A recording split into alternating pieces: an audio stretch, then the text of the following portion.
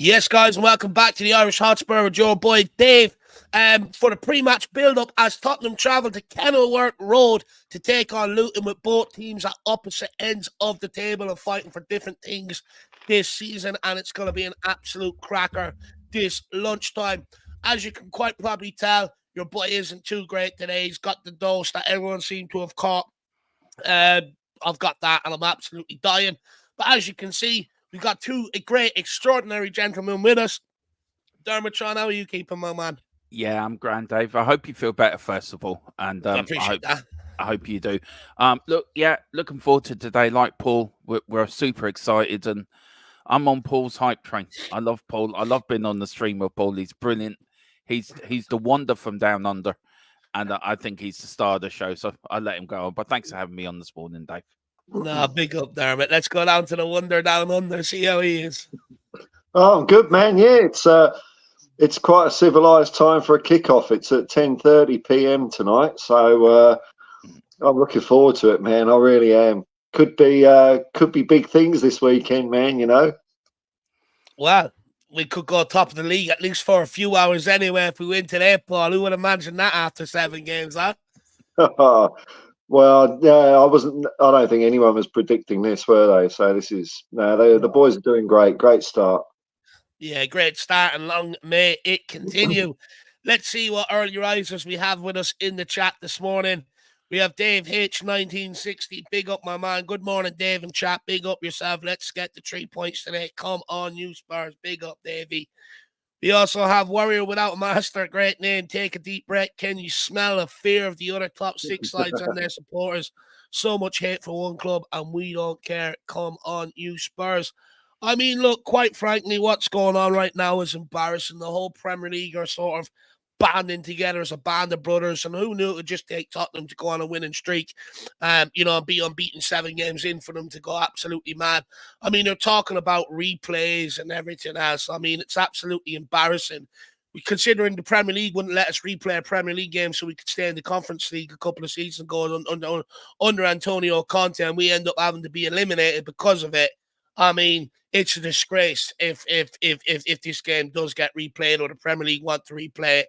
It just goes to show once one of the media darlings kick up a bit of fuss, the whole Premier League goes into meltdown. I'm sick of it. It's about time we have a new team, a new king in the Premier League, and hopefully Ange Postecoglou can make that Tottenham. Big up Kuva 99. We're smashing these clowns by 4 clear goals and going top of the league. And just had his own version of the Midas touch, and all he touches turns into silverware. It's happening. Ride the wave. Paul, we'll throw that one to you, my man. That's right up your alley. Do you think, how far do you think we're going to push this season? How far can we go? Who knows, man? Who knows? I hear some people say, "Oh, Spurs aren't in a title race." Well, if we're not, who is? Who is? We're second. Yeah. So, you can injury all you like. That hasn't happened yet, Erling Haaland could sprain his cock tomorrow for all we know. So, the way it is right now, we're riding high. I'm excited. And, who knows how far it can go. Exactly. All the way, man. All the way. Exactly. You got to believe. That's the answer. You got to believe. Big up, though, Kuva. Big up, Finn Rickwood. Come on, you Spurs. Let's go top of the league. Absolutely love that. Welsh Gal, big up, lads. Big up. Big Ange Express rolls onto Luton. Let's do this. Come on, you Spurs. Look, with their ground, you can roll right through that. It wouldn't take much, a huff and a buff, or a huff and a bluff. Isn't that what they say? Blow your house down. That's what's going to happen today at Luton, Welsh Gal. Bit too early for the IPAs, though, so you might have to go with a coffee or an Irish coffee this morning. Big up, Welsh Gal. Faz Radfar 3-1 Spurs, big up my favourite challenge. Time to take the lead and let the Gooners and City and Liverpool shit themselves. Yeah, no, big up, Faz, my man. Big up. Look, they're already shitting themselves, aren't they, Dermo? Yeah, they already are. I mean, they're looking at us thinking, Jesus, we better do something here, lads. We're, as you say, band together. Tottenham are on the march. I'm with Paul. We're in the title race, and no one can stop us. Ange, baby's taking us all the way. Express train, no stopping. Big up, Faz. Let me know if you're going to the game, brother. Big up, Neil Shafton. I better not have gone to bed and awake for Spurs to lose. Let's end this in the first 15-20 of the game today and just keep possession for the full 90. No easy games, no mercy. Come on, you Spurs. Do you know what? I don't subscribe to this no easy game crap. Look, that's if you want to be, one of these reasonable football fans. Let's be honest. When the fixtures came out, we all sat there and said, Luton, they're 6 points. And if you think the players haven't done the same, sadly mistaken. There are easy games in football, and there should be games that you should be taking these 6 points from. Let's be honest, there hasn't been at Tottenham because of the caliber of players we've had down the last 3 to 4 years, and we've got turned over by fucking NL Smora. But that is going to change. Now we've got the new manager, new team, new mentality, new leadership. It ain't happening, I can tell you that, Neil. But beat yourself up, my man. First 15-20 is going to be crucial. They play Tuesday night against Burnley. We've had a full week's rest. So I would say, first 15-20, we want to hit them nice and hard and quick early, my man. Geoff Barger, he says, why are we waiting? Why are we waiting? Sorry, man, I was just gathering myself with a cup of tea. Andrew Jones says, letting everyone know that one of Andrew's previous clubs is just about to kick off in the Australia Cup final. Well, hopefully they can get a result there today. The regulars is more than all. Hope everyone is safe at this time and praying for all in the war in... Where's that? I think that's Israel. Oh, I didn't even know there was one over there. I'm not sure what country that is. Regular, put it in, my man. Obviously, of course, praying for everyone, brother. Spurs GCTV, morning, guys, and everyone in the chat who's pumped and top to go top of the table today. I think we all are, brother. Martin Johnston, 100 win today, go top of the league, and the confidence of this young team will be sky high. Absolutely, they'll be swagging around, my man, rocking out with the cock out. Iceman, Dave and Jack, and everyone in the chat. Hope you all had a great week. It's game day. Pumped for today's game. Get them beers on ice. We are bringing home the 3 points today. Solid win, 3-0. Come on, you Spurs. Big up, Iceman. Hopefully you're keeping well. Hopefully that son can keep the trajectory he's on, my man, in the football. Big up, Wolves as well, my man. Great win for you last week against Man City. Done us a favour for sure. Big up, man. Hopefully you're keeping well. Dermotron's in the chat. Big up, Dermotron. We also have Carl Higgins. Morning, this Dermotron fella taking my title off me. Tell him to fuck off. Fuck off. That's my name. Big up DJ Samuel as well. Says, come on, you Spurs. Big up Tenor Pooh. Let's go and smash them Farmers. Big up Wayne Bonner. Good morning, everyone. Hope you're all well and looking forward to the 169,000 to nil win for Spurs. 3-3 draw, 3-1 Spurs. As long as it's a good game of football. We ain't drawing this today, I can tell you that, my man. Am I dead yet? Nope, still alive. Good morning. Hopefully you're keeping well. We also have Sean Johnson. Today's the day we go top of the league where we do. When we do, everyone will have to accept that Tottenham are genuine title challengers and a team to be feared. Absolutely spot on, my man. Absolutely spot on, Johnny. DJ AK, big up, guys. Come on, you Spurs got a bad feeling about this game. Do you know what on that, DJ? We've as a fan base, we've got to sort of turn this mentality around going into these games. I get it, right? I do get it. But we do have to turn that mentality around going into these games, because if we do end up going on a title charge this season, we can't go into air, and it'll happen. The more games go by, the more and more nervous Spurs fans will go into it. The more and more, they'll fear going into the games. And we can't have that, because if we do end up in a title race, the team will sense that. The team will feed off that. They'll feed off, and everyone else will feed off the nervousness around Tottenham and everything else. We've got to change that mentality and that mindset, my man. But I do understand it, brother. Big up, DJ. Big up, Matthew. Hello, boys. Depressing football incoming. Don't say that, Matthew. Do not say that. Maybe on Luton's side. Big up, Donovan. Great to see you, my man. Good morning, Spurs faithful in the big hands we trust. Also, Liston Hines. Great to see you. Morning, I fear possible banana skin. Look, could happen today, but I don't think it will, my man. Big up JC as well. 4-0 Spurs.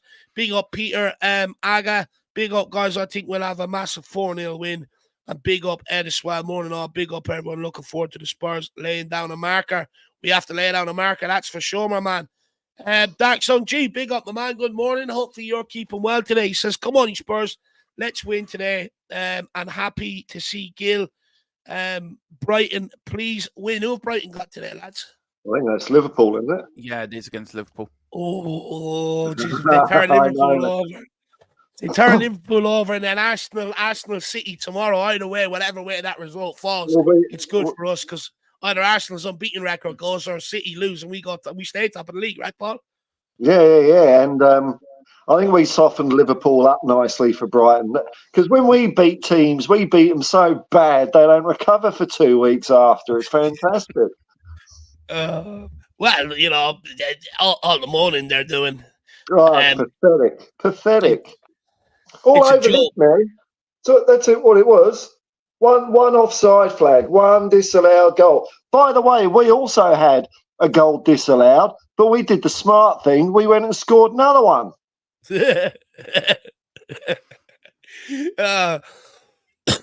Absolutely love it. Big up Dark Sun G, my man. And also, look, Gil, I think he's expected to make the bench today. I think it's now or never for him. You know, at Tottenham, there's been 3 pragmatic managers since he's been here that didn't really know what to do with him. I think with Ange Postecoglou, I think if he's ever going to fit a system, it has to be this system. And also, if not, I think, you know, even being used as an impact sub, we've seen what he does coming off the bench last year underneath Antonio Conte. I thought harshly loaned out when we brought in Danjuma. I didn't see the point in that. But, you know, he does fit Postecoglou's system, especially that relentless nature that he likes to keep and make changes off the bench. He will certainly provide you that energy, Dark Sun G. Big up, my man. He also says Vicario bargain signing compared to Raya and Onana. Come on, you Spurs. Yeah. We'll go to you and we'll go back to Dermo on this one, Paul. I mean, Paul, do you think Tottenham got this one right? The fact they could have had David Raya to pull out of it? I think we've done magnificently well, especially when you look at poor old Onana. I mean, that guy he's hilarious, isn't he? He's brilliant. I'm just so happy. What's the WWE fighter?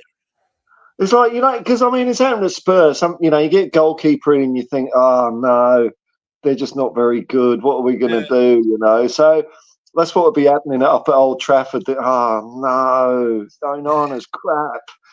And they'll be doing the same at Arsenal before long. Raya will fumble something. No, Vicario's the man. He's the man. He's been impenetrable. He's great. Yeah. Well, like, you look at it, right? You look at Onana and you look at Raya. You ask the question, have they gone in and strengthened their clubs like they thought or like they bought them for?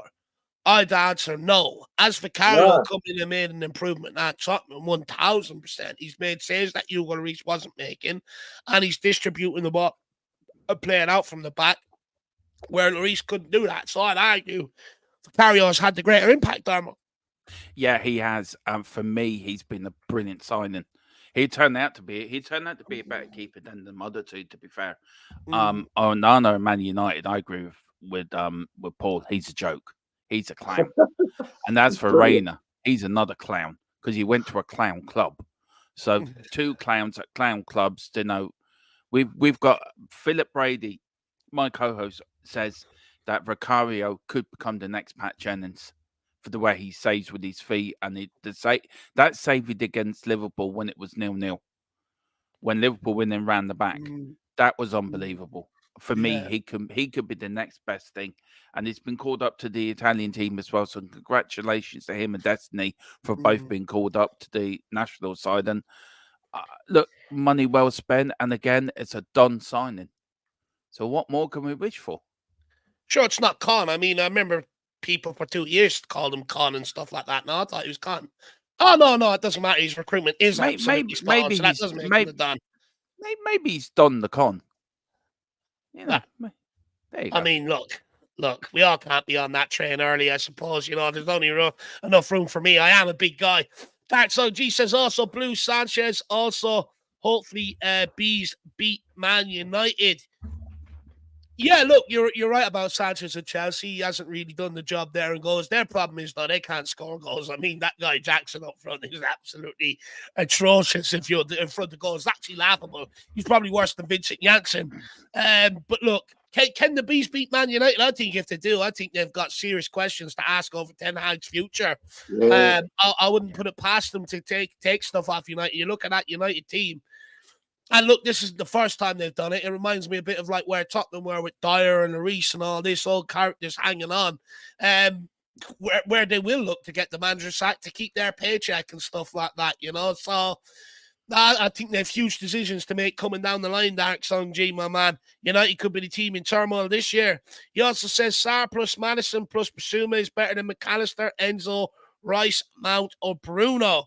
Do we have one of the best midfields in the league? Oh, by a mile. By a mile.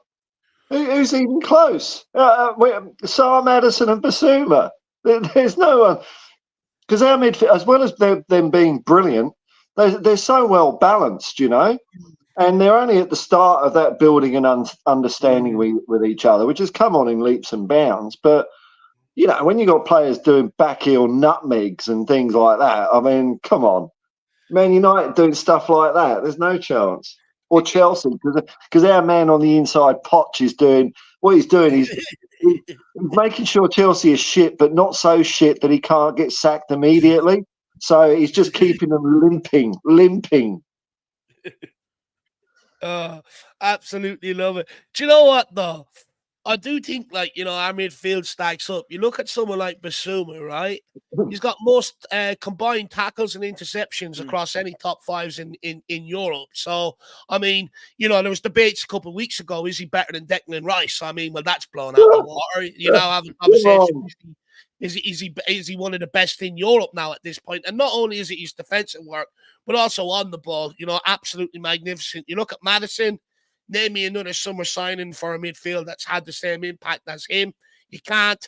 And then you look at Papa Sarr. I mean, the kid's just an absolute gem. And believe it or not, outside Son of Madison, he has the most attempted shots in a Tottenham jersey, which I thought was absolutely quite outstanding. You know, considering we praise him for his defensive work, but I think we also need to look at maybe what he's offering Tottenham going forward. And look, you know, we win today, we're top of the league. I suppose, you know, the points that we pick up with the players that we have in the midfield, it doesn't lie, right?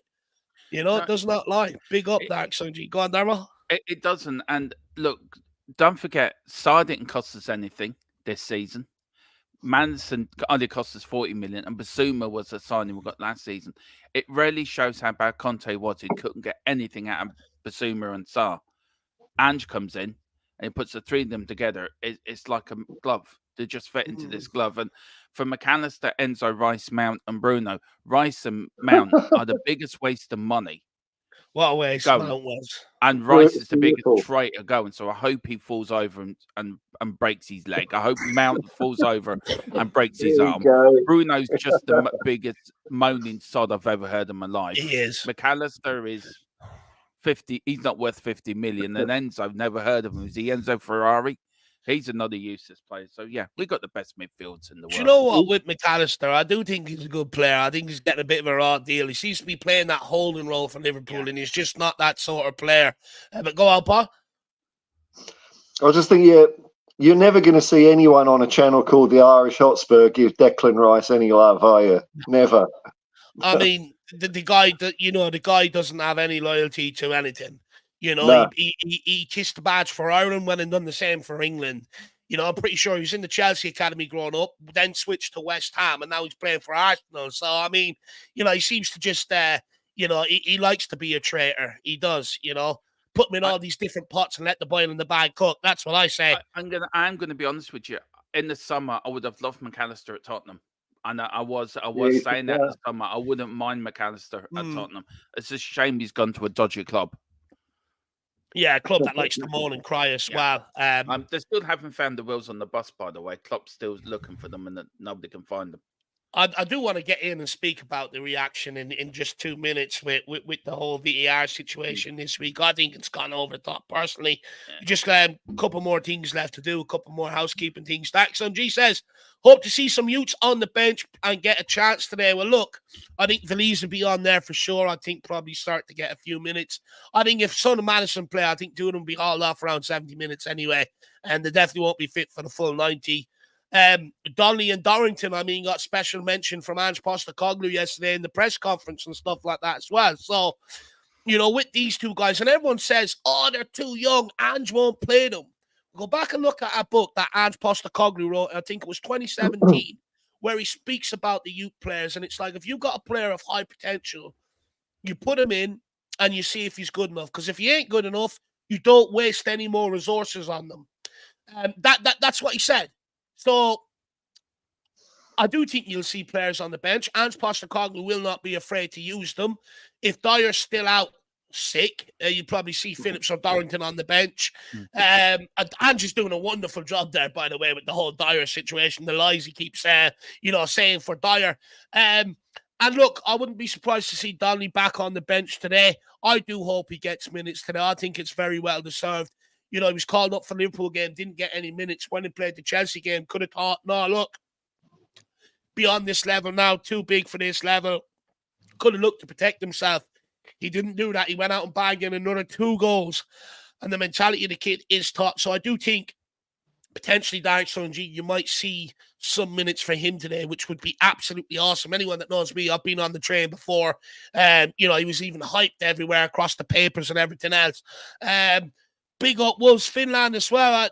Just a blank, my man. No, he says, Dave, Spurs fans hope this time that Arsenal get a point. Rare occasion. Oh, does Spurs fans? Look, we'll throw that at the 2 boys. We'll go to you first on this one, Tron. Do we hope that Arsenal get a point from City? No. I hope they fall flat on their face and go home crying to their mammy saying we have had our lunch money taken from us. I hope the game gets abandoned. I hope both of them don't get anything. No, I hope Arsenal lose about 17-0. And I hope Lego Tinky Winky Man goes home and then cries and then comes back, sings "You Never Walk Alone." You're going to play in that at half-time to the Arsenal players when they are losing. No, I hope Arsenal lose and I hope they lose badly. But I don't want Man City to win either. So it's a bit of a hard one. But no, nobody wants Arsenal to win. They're horrible. They're South London clowns. Go back to South London. Paul, would a draw benefit Tottenham? A draw between Man City and Arsenal? Or do you want to see Arsenal's unbeaten record go so we can be the only team? Well, like sentimentally, I want to see Arsenal get stuffed. But I think any result's good for us. If it's a draw, that takes a point out of the table. Instead of 3, it's just 2 given. If Arsenal win, it means Man City are shit and we'll beat them in December because we're better than Arsenal. And if Man City win, then it's happy days for us as well because it'll start the decline of Arsenal a bit earlier than last season. But yeah, I don't. It's funny. I don't really care what the result. Whatever the result is, it's good for us. Do you know what? I'm of the same opinion, lad. I actually don't really give a shit what the result is for me. I just worry about ourselves this year. Take our games as they come. We only really need to start worrying if we end up dropping points today or dropping points. Then you start looking at other results. For me, where we are unbeaten right now, you just look after yourself.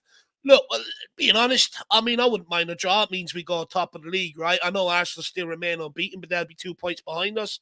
And then we'll be a point ahead of City if it is, or we'll be level points. No, I think we're only 1 point. So, yeah, we'll be a point ahead of City if we do win. So, look, maybe, Wolves, maybe a draw could be the right result for us Spurs fans. It means we'll be top of the league over the international break. I'd certainly relish off that. I might get a few Christmas items made up with Spurs top of the league, my man. Big up, Wolves. There's a bit of breaking news, Dave. Apparently, Arsenal have got bottle banks ordered outside around the Emirates to collect their bottles when they start bottling the league again. Look, I'm telling you, with Arsenal, they're not the same team. Like, you look at their the manner of their performances this year. I'd liken it to us very much last year. But believe it or not, at this same point last year, we had the exact same points and results as we did underneath Antonio Conte. But everyone said, look at the way we're performing. It's not here to last. And I think it's very much very similar with Arsenal. I think with Arteta, I think he's on borderline, losing that dressing room. Let's wait and see how it goes. Got DJ Samuel with the super sticker. Let's see what the sticker's all about today. Just have to tune into the live chat. Give me 1 second, DJ, my man. What's he gone with? Probably some dancing. Hype. He's gone with the hype. Absolutely love it. Look, I'm pumped. Dark Sun G gets me pumped with all his comments. He gets me raring to go. The 2 boys get me pumped. Paul gets me absolutely buzzing for these games as well, I have to say. He makes a good duo, It's usually me pumping everyone else up, and I'm sitting there going, who's going to pump me up? Well, I found my guy underneath for sure. So big up, DJ Samuel. Absolutely glad that you're pumped for this, my man. And everyone, look, there's so much that's coming in. I'm not well, my head's not with it, so please forgive me. But welcome, and good morning to everyone.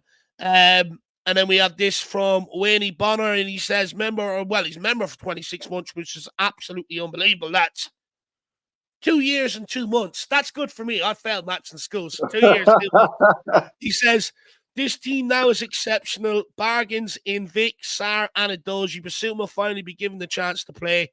The VDV is exceptional and will be world class. Come on, you Spurs, Tottenham till I die. Look, I know there's been a lot of arguments down the years, Tottenham's signings have been the cheaper ones, this, that, and the other. When you look at some of the money that other clubs are going around, pinning around on players, for instance, the money that was spent on Declan Rice, over 100 million. Look what we got Basuma for. And my point is in this market, there are bargains to be had. You just got to have the right people in place to be able to identify them. And we've done that. You look at the money that we spent to rebuild our squad compared to the money that Arteta spent to rebuild Arsenal, which is over 750 million. I mean, our recruitment, in my opinion, has been better. I think our recruitment has been way better than theirs. It's been slower because of the way we operate, don't get me wrong. But it's been better and it's cheaper. And if we keep on this trajectory, we'll keep finishing ahead of them. They can have that 1 year where they finished ahead of us for the first time in 6 years. They can have that. Well, the turn in North London is changing very, very quick. And look, I'm telling you, I think they're in for a bit of a chaotic season this year. I think they'll have to go back to the drawing board very, very soon, But yeah, look, our signings. I mean, Van de Ven, he's going to be world class, £100 million player. Udogie, £100 million left back. Vicario, we've already spoke about him, more impact than Sanchez, Onana, and that other numpty that signed for Arsenal. Sarr, absolutely unbelievable. And you know what? That's one that I think that was one of Paratici's first signings, if I remember correctly. Everyone was like, why the fuck we signing this guy, this, that, and the other? Sometimes you just got to play the long game. Absolutely unbelievable. Big up, Wayne. And then Steve D says, I hope Arsenal get violated. Look, that would be nice. That would be nice. Yeah, look, let's wait and see, Steve. Let's wait and see, my man. Do you know, if City do win, I think that probably takes Arsenal out the title race. To be honest with you, I think they'll go on a bit of a downward spiral. That'd be absolutely great. But big up, Steve D, my man. Hopefully you are keeping well. A lot of praise in the comments for Paratici's recruitment. Absolutely love that. By the way, you don't need to tell me. I mean, I've been on it from day one. I've called him Don and everything. So, I'm being ridiculed for it as well, may I add. So no one needs to tell me about the Don Paratici for sure. Look, let's go into see what's going on here now at the man in terms of match details and everything else. If it don't make sense, I'm forgiven. I've got the flu. Match details, stadium, Kenilworth Road. I mean, has anyone seen the picture of the ticket stand between the two houses? Absolutely brilliant. Paul, you were there, right? You said you were there before this. Yeah, a long time ago. Yeah, it's a weird old little place. The fella that owns the house there, right? He sells cups of tea to the away fans coming into the stadium and sandwiches at halftime. I mean, I'm like Paul. I've been there before. Paul, it's the weirdest stadium, isn't it? It's the most. Yeah. It reminds me of a 1950 stadium. It's so compact in, isn't it? Kenilworth Road there. It really is. Yeah. It look. Do you know what though? It's one of the more unique stadiums. I like things like that. Absolutely. We've got a massive palace, but to have places like Kenilworth Road, now I like it personally. As much of a shithole as it is, I think it keeps that authenticity in football. And look, League of Ireland grounds are just as bad, if not worse, anyway. So, I mean, I'm not really worried about the state of the stadium. I actually think it's quite cool. A big up Polytron in the building as well. Big up Ollie and Holly talk Spurs as well. Of course, kickoff is at 12:30. It is a lunchtime kickoff. Referee John Brooks. Now, I do want to go into VAR with the two boys. Will we get any sort of favourable decisions go our way anymore after the Liverpool game? Michael Oliver in the VAR room. Let's hopefully know that they actually know how to communicate, one of the basics. I mean, they were taught that in school.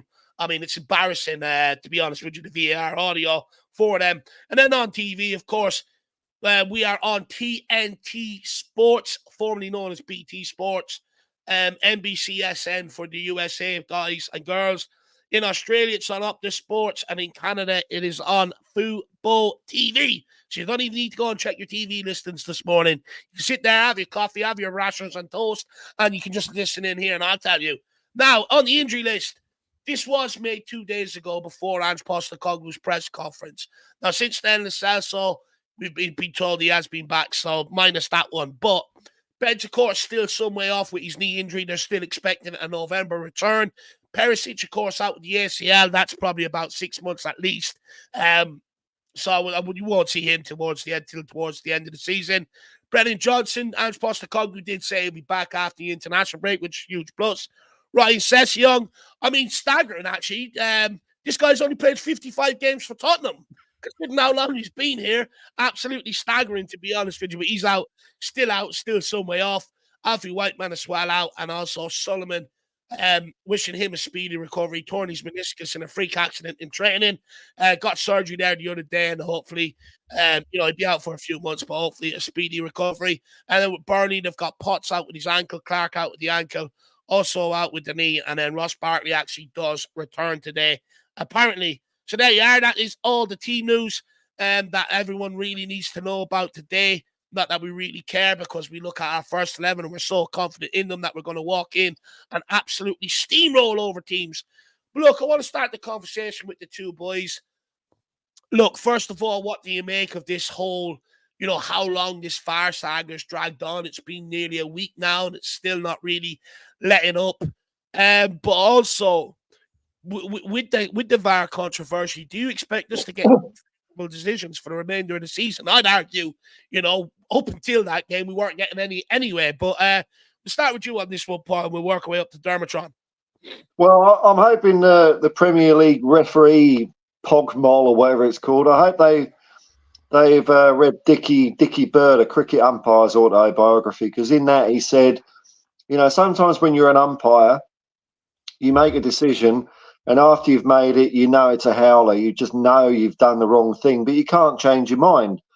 And he said, once you've done that, the worst thing you can do is try and balance the books by, swinging another one the other way, because then you've just made two bad decisions instead of one. So I'm hoping they'll be all fair with us, but it has been an absolute farce. I think Ange summed it up pretty well in his press conference when he said, look, if it was a case of the match being bent, then you might have a case. But it was a cock-up. It was a mistake. And it's one of the great things about football. It's a stupid game full of cock-ups, and we like the human aspect.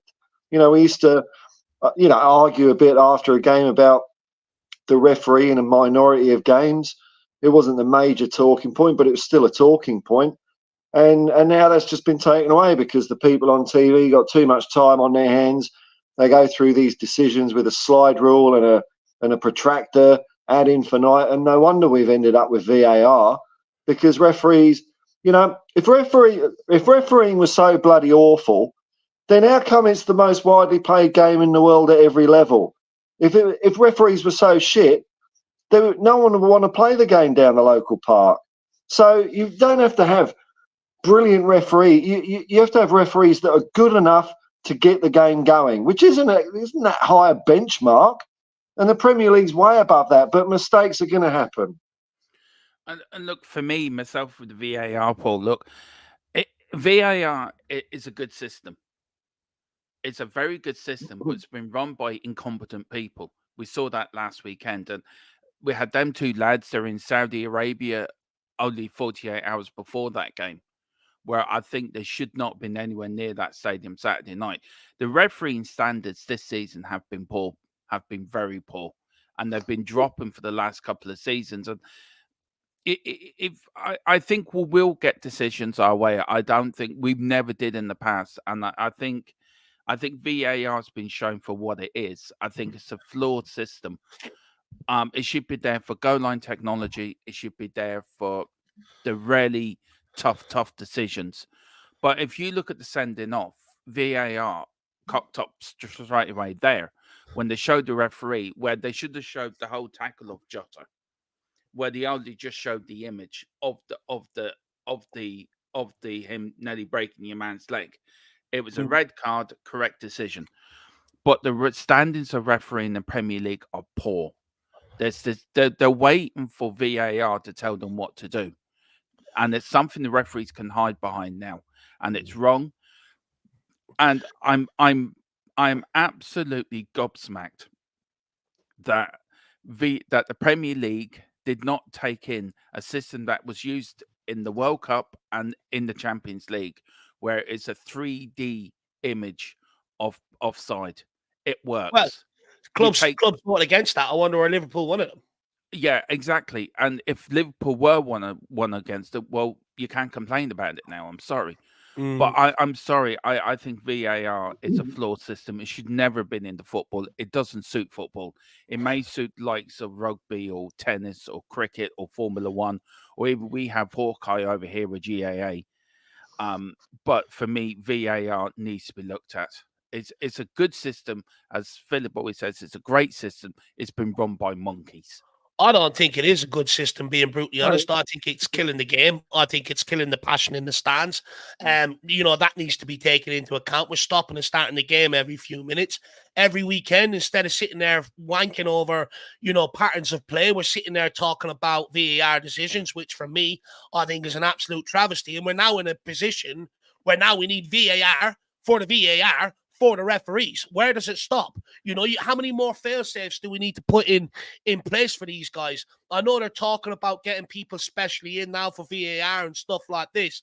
But, there was a great interview with a referee before, and he was saying, it's different in the VAR room. You don't have the feel of the game. You can't manage the game from the VAR room because all you're doing is managing it to the law, and the laws have been changed to suit VAR rather than actually suit the game that's being played. For me, I think Tottenham tried to go down the technology, or not Tottenham, sorry. I think, football tried to go down the technology route. I think the goal line system is perfect, right? But VAR is absolutely ruining this game. It's absolutely killing it. And for me, I want it gone. Until they have the people and they can implement it right, scrap it. For the Premier League, it's too fast. There's a reason why it works in the likes of Spain, because it's tippy-tappy and slow. You can get away with it. In rugby, it's a slow game. Cricket, stuff like that, you can get away with it. Complete different game. With the pace that the Premier League is played at, you will not get away with VAR, because 20 seconds, like we seen with that goal, play can move on very, very quickly. So for me, I think it's absolutely flawed. I think it's killing the game. And now we're in a situation where we need VAR for VAR. For me, scrap it. It's not fit for purpose. When it's still humans making the decision, you may as well just go back to the guy on the field, in my opinion. Yeah. Paul, you're nodding your head. Yeah, no, I agree. I hate VAR. I hate what it's doing to the game. You can't. Things look like the game isn't played in slow motion, so things look totally different when they're slowed down. And you've got 90 minutes to win a game of football, and part of the playing conditions is the referee, and what rub of the green are you getting? What's he likely to let go? What's he going to penalise? You have to play within that. And I can't really remember, many matches of football that overall at the end of it, even if a goal's been allowed or disallowed, that at the end of the game you sit there and think, I don't think the better team won. Generally speaking, the game's in good enough order that even with all the mistakes before VAR, the best team generally won. And the way Liverpool have been acting like a pack of crybaby clowns, how's Liverpool honestly say they're champions material when that one little offside flag and they've blown their wads? They can't. Their heads exploded. Or one flag, 7 games in, and they've cracked. So you've lost your heads, Liverpool. I also do think that the rules are too complicated. They keep changing the rules every season. They keep changing the offside rule. They keep changing the handball rule. Where it was simple back in the day, it was either, if it was hand to ball, if I think I've got this right, if it was hand to ball, it wasn't a penalty. If it was ball to hand, it was a penalty. And the offside was you always gave the attacking team the advantage if you weren't sure on the decision. Now, when we all know that goal on Saturday was onside, none of us here would complain one iota. It was the wrong decision. We all know that. But between UEFA and FIFA are changing the rules so much that it's too complicated for people, Mm. for the referee to even, pardon me, understand the rules. Mm. And also, I'll say it again, the standard of refereeing this season has been atrocious. It's been declining in the Premier League for years. We haven't got the referees that start the Premier League to come in that got the experience. We've got these new referees coming up from the Championship that haven't got a clue. You look at the penalty it was given against us, Dave, against Brentford, in the first game of the season. You look at the decisions given against us. It is just refereeing standard is atrocious, and I think that has to be looked at as well. I The think reason- it has. So go But on. you know, I think the refereeing's always been a bit crap though. But you just get on with it. It's Yeah, not but it's Paul, not bad enough to completely Paul, ruin the game. Yeah, but Paul, it's got to a point where the referees today are now relying on VAR to tell But them that what just to shows do. it's not working though, It Darmo, does. because It does. they're afraid to make decisions, right? They don't make any decisions and they wait for VAR to intervene. That then shows that, VAR isn't working because, it was brought in to help the referees. But in fact, it's just making their job worse and making them look even more incompetent, in my opinion. And that I- just goes to show that the whole system does not work. Yeah, it does, and it also proves it's something for the referees to hide behind. I mean, you look Mm. after the Liverpool game. Now, everyone saw the audio of that decision making on last Saturday. It's the biggest joke, and I'm saying it again, Dave. Them two lads were in Saudi Arabia 48 hours before that game on Saturday. What in the hell's chance are they doing a Premier League game with them just coming back from Saudi Arabia? Mm. No, I agree. Where's the Premier League should not allow any referees to go over there in the first place, and B, if VAR ain't working, it needs to stop. And Liverpool are getting the consequences. If they were the teams that didn't vote in this new automated offside system it works in the Champions League. It worked in the World Cup. We're shooting ourselves in the foot with this. VAR needs to go. We need to go back to how football used to be. We're too fast for VAR in the Premier League. Dave, I agree with you. It needs to change, and it's making us look a laughing stock. We're not the best league in the world. We're a laughing stock on the way where we are at the moment. I really do think that. The thing is, I mean, look, I gave VAR a chance. It doesn't work. Get it out of my game. But look, another thing I want to just pick up on quickly when it comes to Liverpool. I mean, everyone's going, you left it to the last minute to beat a 9-man Liverpool. But when Liverpool win last minute, they're called mentality monsters. But we're called lucky. How does that one work? Oh, dude. How does that work, Paul? Explain that to me. I couldn't understand, who gives a shit whether you score in the first minute or the 105th minute? As long as the game's still on, it don't matter, does it? Because I saw a few people saying, we couldn't break 9-man Liverpool down. Well, we did. We did. Yeah. We beat them. It was 2-1. That was the score. Sorry? It's not our fault they switched off at the end. They thought the job was done. Not our fault. Oh, Ange made substitutions and we lost our attacking blah, blah, blah. Who was the player that was up the Liverpool player's arse pushing him into the own goal? It was Ollie Skip. So I think it's all working brilliantly because teams can't go as long as us. You know, even if you're parking the bus in the penalty area, which Liverpool had no choice, they couldn't play free-flowing attacking football with 9 men, so they had to do that. But the fact is, it is bloody hard to score at the best of times, let alone when you've got 9 men just camped there, So I don't care when it comes, but the goal came, mate. You have to give Liverpool some credit for the way they defended, though, for the amount of time they defended. And we huffed and we puffed, yet we got the win. Absolutely well deserved. But you got to give... Hang on. Why are we giving Liverpool credit for the way they defended? We defended like that before under Jose and Conte and lost games last minute, but everyone ridiculed us for being too defensive. So why, because Liverpool do it, do they get praised? Let's not forget, Jurgen Klopp absolutely ridiculed Antonio Conte at the back end of the season we got Champions League for playing defensive football. So why now all of a sudden, for instance, like you said, Dermot, we got to give Liverpool credit? Why? Look, I'm going to step by that. I'm looking at it as a football fan, not as a Tottenham fan. if you look at it as a neutral. But Dermo, I don't care about being a neutral. I'm a Tottenham fan. I couldn't but give a shit about being a neutral. Dave, Honestly, this shit drives me mad. I'm not having a pop at you, but this shit drives me mad. Let's look at it as a football fan. I'm a fucking Tottenham fan first. Just let me finish my point, Dave. I'm not having a pop at you either. Just let me finish my point first. You got a lot of neutrals saying how well Liverpool defended, right? That's neutral. As a Spurs fan, we battered them in the second half. We huffed, we puffed, we blew the house down, and we got the goal. And we got redemption for what happened to Romero the following week with the own goal. But as a neutral, I think there's a lot of neutrals going out to say how well Liverpool defended. And it is hard to beat 10 men. It is hard to beat 9 men. It's not easy. If football was easy, everyone would win in 10-0 or 9-8 or 6-0 every week. Look, we have problems of beating low block sides.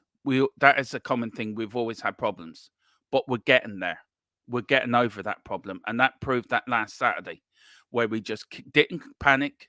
We didn't panic. We didn't rush. We kept going. We kept calm, and we got there in the end. A win is a win. I don't care. I agree with Paul. If you score in the first minute or the 105th minute, 3 points is 3 points. But as a neutral, you have to, and a lot of neutrals are saying they're giving Liverpool credit for the look. Fuck him. Honestly, I don't care about this neutrality shit. I'm not here to impress Liverpool fans and get them to subscribe or unite. No, I am not saying that. In fact, I don't want them to subscribe to my channel. All I want is Tottenham fans subscribing to my channel. That's all I want. I don't care about this having to be nuanced and all this crap. I'm a bloody Tottenham fan, and all I care about is Tottenham. Yes, I love football. I enjoy football overall.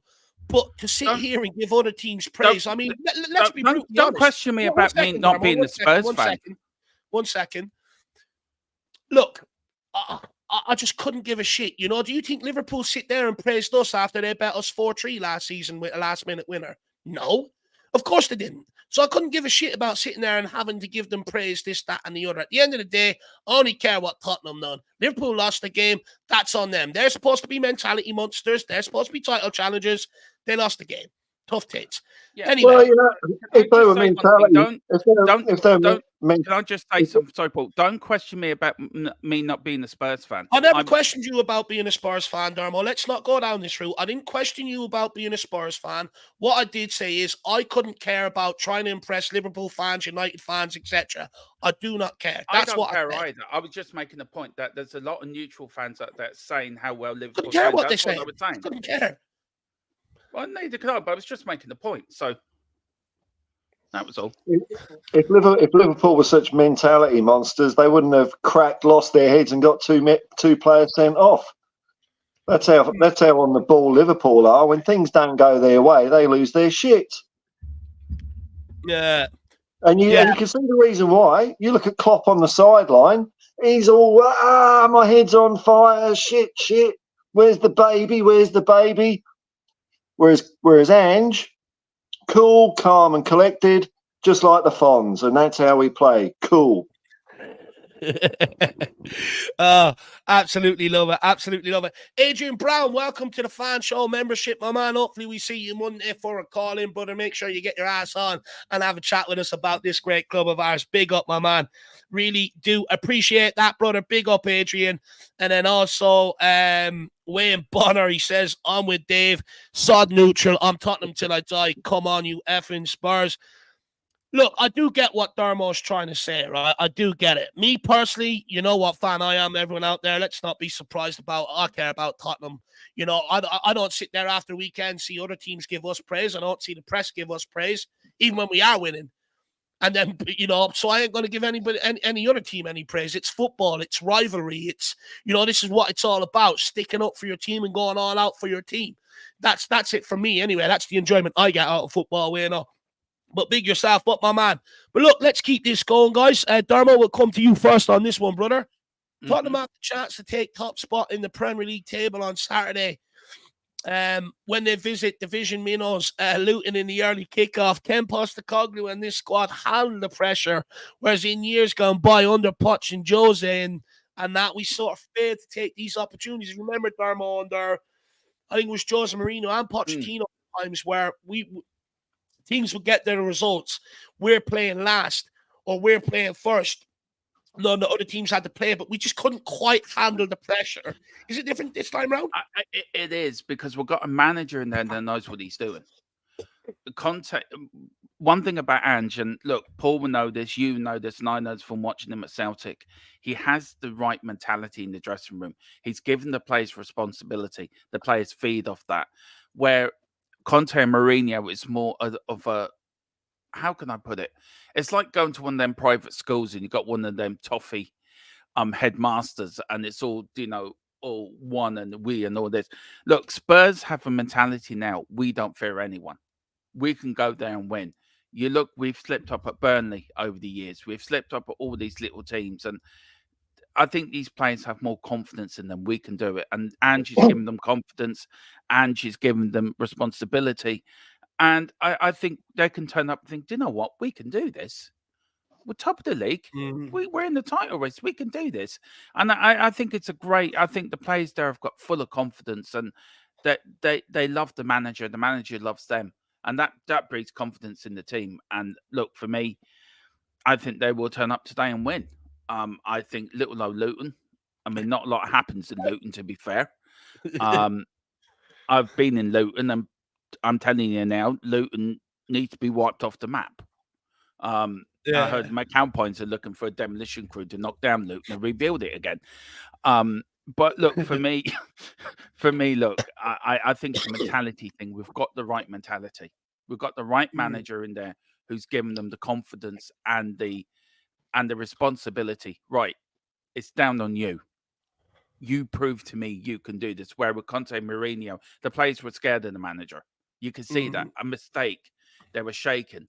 With Ange, it's, go on, lads, show me what you can do. If you make a mistake, don't worry about it. We just rectify at the half-time. Yeah. And I think that's what I think it's all to do with mentality. And I think we've got it right at last. I think you're absolutely spot on there, Mark. I think, the mentality in that squad had to change. Be interested to see how long it lasts, for sure. But I do agree with you on that. Compared to the old mentality, the old leadership, I do think that has changed within the squad, for sure. Paul, look, some say there is no easy game in the Premier League, but all of the recently promoted sides, they're all, at the very bottom of the table with the most goals conceded and the fewest goals scored. Should today be actually an easy game, despite, I get it, right? Some Spurs fans go in, we expect the worst because of what's happened to us in years gone by, right? And it's like, in years gone by, these games have sort of been banana skin sort of games, but surely this should be an easy one today, right? Well, it should be. I mean, you wouldn't want to be. I don't know if you want to hear the players and managers say that. I want their feet to be kept on the ground. But I'm a fan.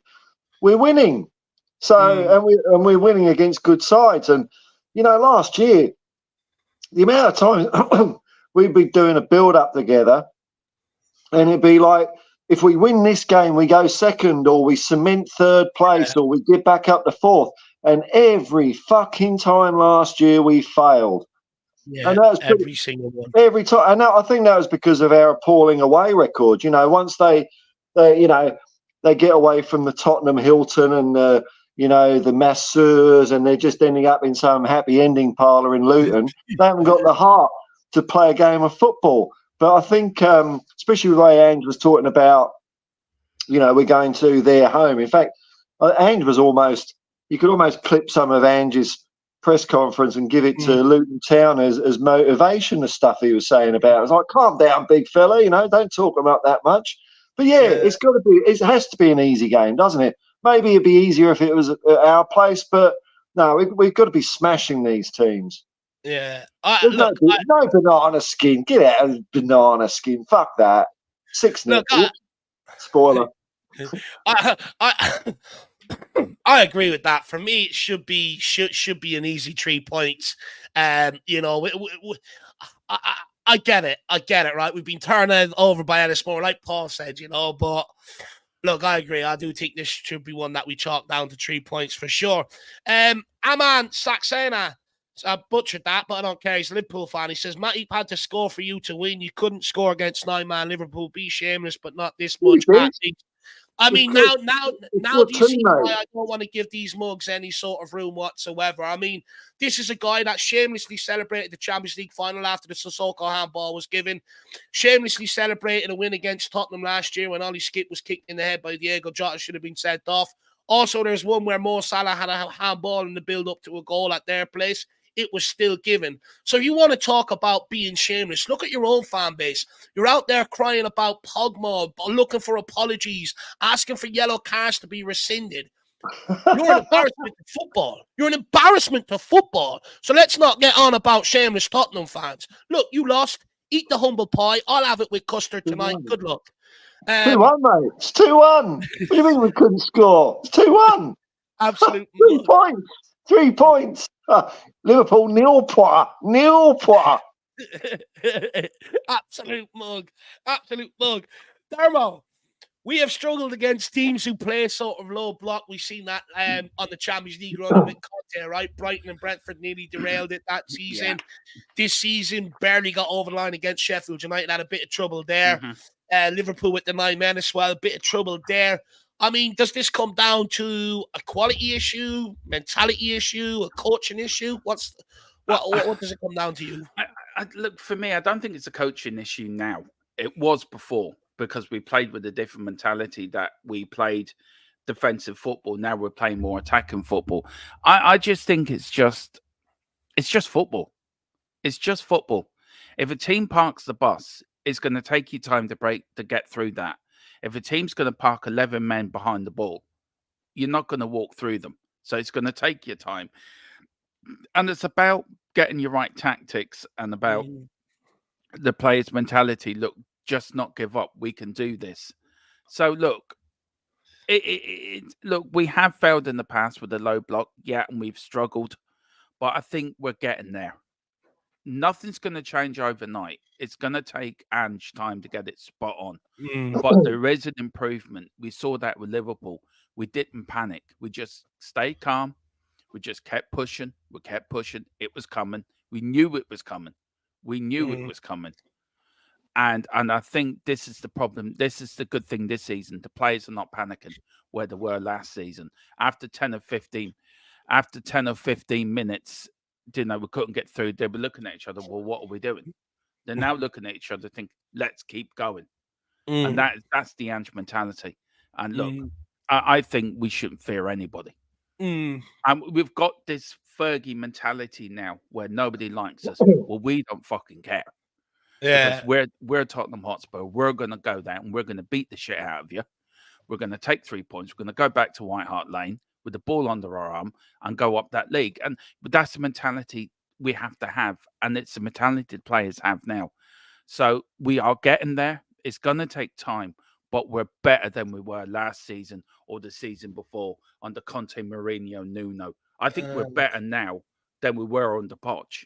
We're playing better than we were under Poch. I think this is that's my opinion. A lot of people disagree with me. No, I agree with you. No, I agree with it. I think the Poch football was great, but this is 10 times better. This is like the upgrade. We've got a Poch upgrade by 20. Yeah. And I think... Yeah, go on, Sorry. Paul. Sorry. No, go I on. was just going to say, like, even if teams are going to play this low block parking the bus, you've still got to be good footballers to do it. It's still a style of football. And if you, like we saw last year, even when we were crap, Leeds tried to park the bus on us and we beat them 5-1. So, if Luton are shit, it doesn't matter if they, come at us or stay in their own area. They're going to get found out. And I don't think we have been struggling to play low block teams. We've won every bloody game apart from Brentford. Well, we drew that one. So we might have taken our time to do it, but we've still done it in every instance. So I'm not worried about it at all. And I think that point away from home at the start of the season, I think that proved a point that last season we wouldn't have got that point. We'd have lost under a Conte or in a Mourinho. We'd have lost that game. And I think that proved that we've got this it's mentality. Football is a mental as well as being a physical and a tactical sport. It's also a mental sport, and the players have the right mental. And when you say to a player, your dressing room, this is your area. I'm giving you the responsibility to get ready for the match. I can only take you so far. You do the rest yourself. Them players are now taking that responsibility and running with it. And that is why we're getting the Spurs we're getting this season. We've got our Tottenham back. It's because we're mentally right as well as physically, tactically, and also we've got the right attitude. It's all down to mental, and that's what Ange is so good at. I think right now the mentality is right. You know, if this keeps going and we're in the league title race or league title race, I think that mentality might start to change. Might start to change a little bit. I think the squad might become a bit. Ange won't. Ange will be the coolest person in the room, but I do think you might see nerves creep into the squad. It'll definitely creep in there into the fan base and stuff like that. So, be interested to see how we manage it further down the line. But right now, you're absolutely spot on. Look, against these low block teams, look, we do struggle to break them down. I get what Paul's saying, that we've scored in the last minute in a couple of them to go on and win the game, but we do have problems. And for me, I think it's just I don't think it is a coaching issue or a mentality issue. I think it's a player sort of issue. You know, Postecoglou he took off Basuma last week, and a lot of people didn't agree with it, but I did. You know, Basuma was slowing that ball down against Liverpool, and he was allowing them to get into shape before he moved it left or right. Against these teams, when you have them caught up the field, or you know, you're in possession of the ball, you've got to move that ball very, very quickly down the sides of them and get the ball in behind that defense, and between the goalkeepers, the danger zone for them. The defenders don't want to turn to try and clear it because, like Matty, there's a risk of an own goal. But the goalkeeper also knows that there's a good chance of Spurs players running onto it and can get a tap in as well. So they're the sort of balls we need to be playing. None of this where it's slowed right down, then it goes out to Kulu or whoever's out on the left, and then it's just a sort of lofted cross into the middle. It's not good enough. That's basics. Against these teams, we have to start moving the ball with a bit more purpose, a bit more zip, a bit more pace about us. Move it quickly. That's what we have to do against these teams. And I do think you'll see better results for sure.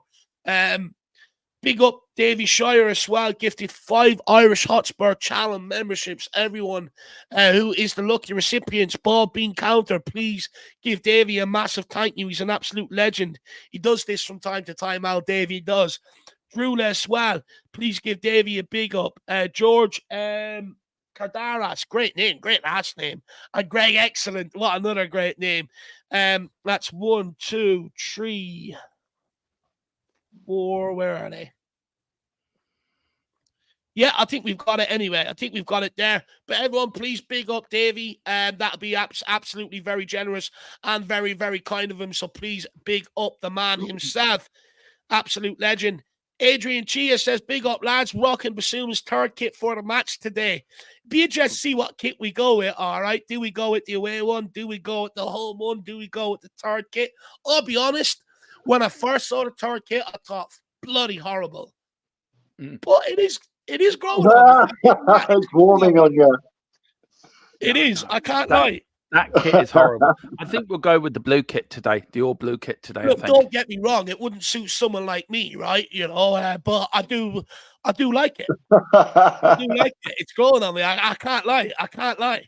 Adrian Chi also says, "Captain Son for my FPL hat trick, Lumen. Come on, but you know what? I really need to get on this a lot more. I really do. I keep losing points every weekend because I'm not mixing around my bench and my starting lineup. I've actually got a very good squad. I just need to play around with it a bit more, Adrian Chia. But yeah, those who have been lucky enough to captain Sonny, I would say there's definitely a few goals in there for him today, Adrian. And please make sure this script is easy today, brother. I can't have another chaotic game. We do need to start winning a bit more convincingly. Big up the Owl lads. Good morning, boys. It should be a nice, easy win today. 3-0 to Spurs. Come on, you Spurs. Owl lad, Luton, you know, I can't wait. Hopefully we can get the job done. Look, like you said, nice easy one, lad. You know, make sure you get your lunch ready for this game. A nice lunch befitting of a king, or a delayed cooked breakfast would be absolutely awesome. And Davy Shire says, I reckon Ange's working on it in training, big time. Look, we'll go to you on this one, Paul. We'll go back to Dermatron. Is this something Ange will be working on in the training ground now that it's sort of been highlighted the last couple of games? Yeah, I think Ange has said like he knows about it. Like I'm loving the answers Ange is giving in press conference. He's just telling us everything, and he did mention that it's taken a while to break teams down, and it's at the last minute or whatever. So yeah, they'll be working on it and training, and sooner or later we'll get to see what their answer is, their solution for this. Dermo, you also think Ange's working on this? What could he be possibly working on behind the scenes, do you think, to rectify this? I think about moving the ball quicker and not slowing the game down, just not giving them a time to get back into position, not giving them a chance to get back into their defensive shell. We will get there. It's going to take time. We've been under so many defensive managers. Of course, nobody expected us to be where we are now after 7 games. And for me, this is what signs to come. He will get it right. We will get this right. It's just going to take time. But look, in Big Ange we trust, and we'll never stop. So, look, for me, Ange is a breath of fresh air. He really has been. It's like he's came in, he's thrown away the cobwebs, he's thrown away the dust, he's come in with a new broom, and it's like Tottenham have been reborn, given adrenaline, given CPR. We're now heart is pumping. Bill Nick is happy. He's looking down on us and looking down at Spurs. That's my Tottenham. Just Daniel Levy, get a fucking statue out of Bill Nick and Jimmy Greaves outside the ground, and then we might be sort of happy. Just get them statues up. You're on mute, Dave. man. You're on mute, Dave. Sorry, I keep muting myself so I'm not sniffling and coughing all over you guys. No, look, when it comes to I was going to say, so first of all, Darren, I think we'd be looking to have a statue by the time I reach grey hairs. There might be one of you up there, but actually, by the time I'm an old man. Personally, I think there should be a statue of me there, and I think there should. But look, that's something we can campaign for as a big group together. Yeah. Us and 440 other people out there. Yeah. Hashtag. But Grandad, who's that over there covered in all the pigeon shit? Well, that's David Harris, that is. One deluded big fat fucker Irishman. He was the man that started the revolution, young man. He started the Tottenham revolution. Everyone, hashtag Dave for statue in the chat. That'd be awesome. But look, Davey, my man, I think, with Postecoglou, I think he will be working on it. It's just got about moving that ball quicker. It doesn't need 3 passes to make its way out to the left-hand side. Someone like Basuma, just pick it up, move it down the left, pick it up, move it down the right. It doesn't need to go through 2-3 bodies. But also, I would suggest he needs to work on getting some of them midfielders into the box against these low-block teams as well. A lot of them just tend to sit on the edge of the box, and I get it, right? They're looking to protect the counter.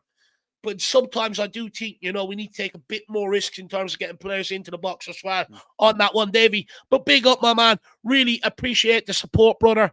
And then we have this from Adrian Chian. He says, under 21 kids team, rolling teams in our third kit. I mean, look, our under 21s is absolutely phenomenal. I'll be doing a show over the international break with that guy, Johnny. Great knowledge on the academy as well.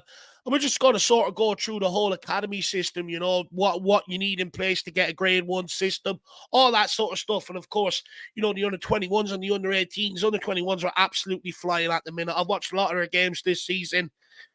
This is a league that they got relegated out of last season, could barely sort of string a couple of results together. This year, we're absolutely steamrolling teams.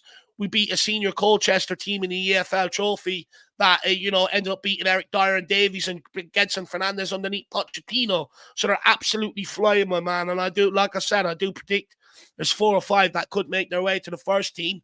I know 2 of them have been praised already, my main 2. So let's see how that goes, Adrian. But I am definitely rooting for them for sure, my man. Big yourself up, absolute legend. Some guy wants me to shout out Australia. He said there's blimmin' loads of yous in there. Don't worry, my man. I'll give Spurs fans worldwide a shout out. Worldwide. We don't like to discriminate. We give shout outs to everyone, my man. Where are we? Now, another thing I do want to discuss just briefly, boys, is I don't think Postecoglou is getting enough praise for the way he's handling the Maddison and the Son situation. You look against Liverpool and Arsenal, he wasn't afraid to take Maddison and Son off, despite the game still being in the balance. And the reason why he's done that is to protect them from themselves, but also the injuries and stuff like that. So we don't end up missing them long term. You look at someone like Saka, he's played, 82 games on the trot for Arsenal, came off midweek with an injury, and they're not sure whether he's going to make this weekend or not. How much praise does Postecoglou A deserve for, how he's handling these two boys, but B, subs in general? Because last season or in seasons gone by, Conte has ridiculed a hell of a lot for maybe not using the substitutes bench. I'd argue that there was all defensive players on the bench anyway, and if you're going to look to change a game to go and try and win it, what do you want the guy to do? But Postecoglou, I think, now that we've got the options, I think he's utilising them absolutely spot on. Against Sheffield United, could have took off Kulu. He didn't, kept them on. We went and got the winner. What I mean is, Dermo, his subs are impacting games. Look, for me, you look at last season or the season before. I mean, you looked at our bench. How many times did you say it, Dave? There's nobody on the bench to change the game. We've got Eric Dyer, we've got a Sanchez, or we've got a Davis, or whatever. I think Ange deserves an awful lot of credit. He's not scared of taking the big decisions. But I think the biggest thing this season to last season is the players don't have much power in that dressing room anymore. They respect the manager. If they're taking them off, then players know, all right, he's taking me off for a reason. Okay, I'm going to be disappointed on coming off.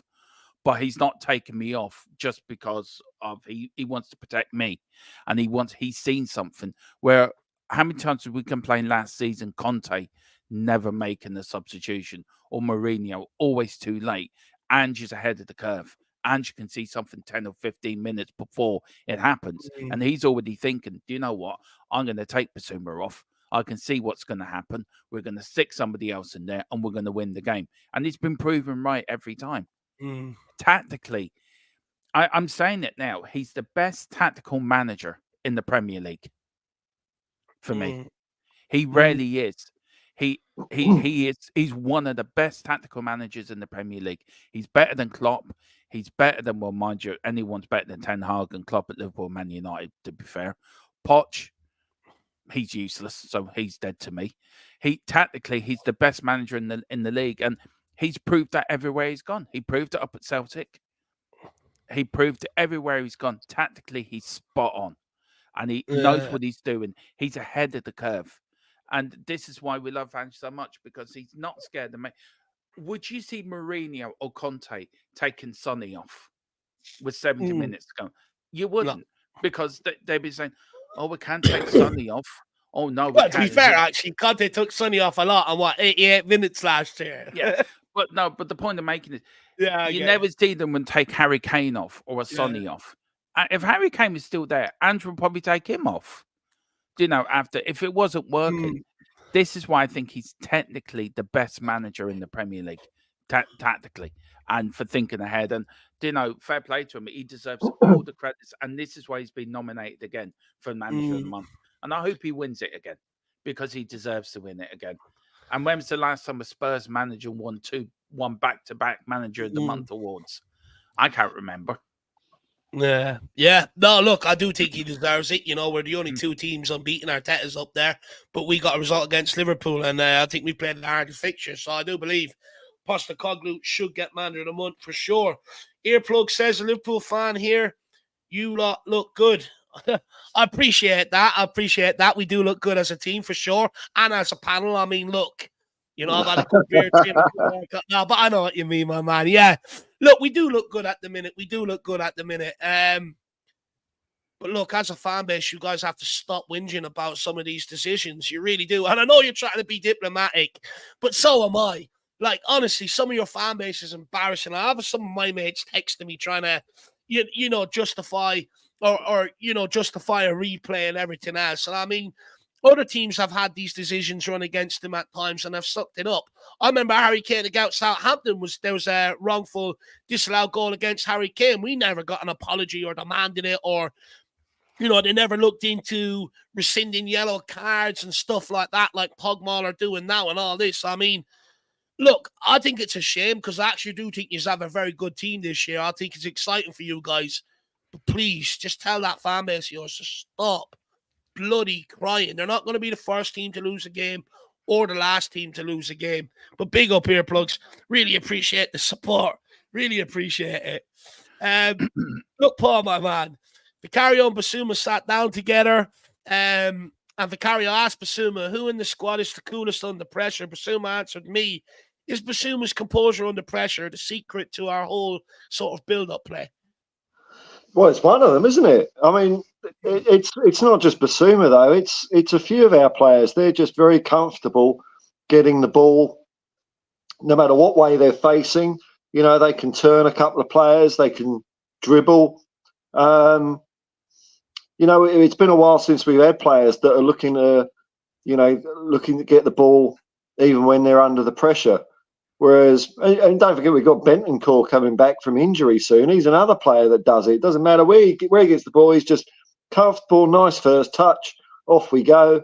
So yeah, it's Basuma and others, but Basuma, I mean, yeah, it's his strength, and God knows what else he's got, that guy. But he's not the only one, thankfully.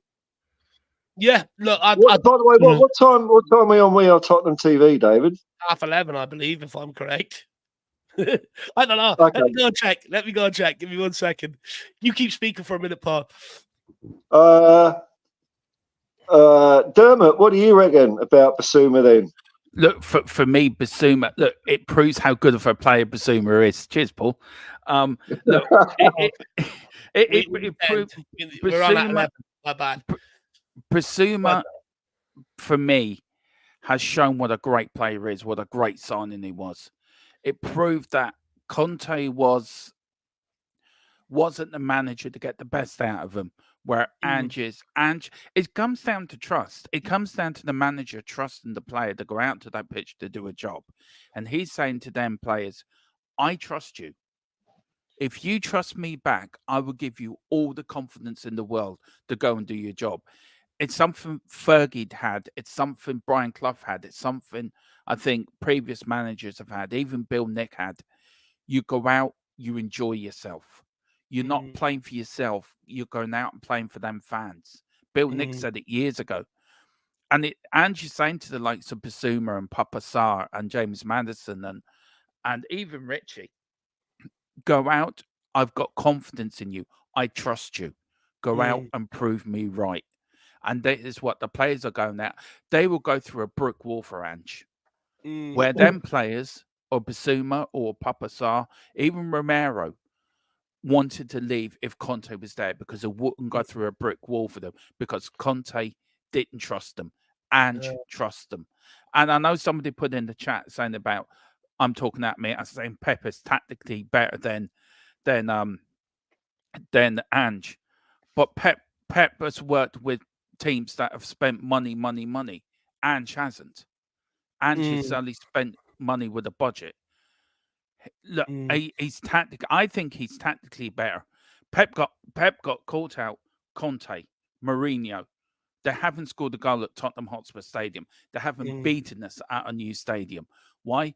Because he's tactically out thought. Ange is going to take him to school them, send them back home again, back up to Manchester when they come down with a sore ass and 3 points nowhere near. And Ange is going to teach everyone what football is all about because Ange is king. Love that. Love that. Earplugs also says, totally agree. We should have more dignity. Look, do you know what? Honest Liverpool fan, fair play, I respect that, you know. They should have more dignity. You really should. Look, I get it. I do get it, you know. It's sort of wrong decision, but Tottenham have been on the receiving end of them, especially against you guys, for quite some years. We haven't kicked up that sort of fuss. So it just annoys me the way they're behaving, to be honest with you. But big yourself up, my man, Earplugs. Honest Liverpool fan, really appreciate that. But guys, we do have to end it there. I am wrong. Paul's right. We're over there now. We should be on now. So I do apologize. I do have to end it off there. People, please get over and check out THFC Till I Die for Dermot. Get over there and smash that subscribe button. For Paul, the only psychedelic football show on the internet, that is Hotspur Hippie. Get over, check that out. Smash the subscribe buttons. You want to see more of us? Follow us on over to We Are Tottenham TV. If not, get yourself prepared for the game. I'll be back at 12 o'clock for this massive lunchtime fixture where Tottenham will be top of the league after. As always, thank you to everyone for tuning in. Thank you to the panel. Come on, you Spurs. In the mighty hands we trust. Come on, We you Spurs. never stop. Stop. End off. Outro. Here he is. Everywhere we go.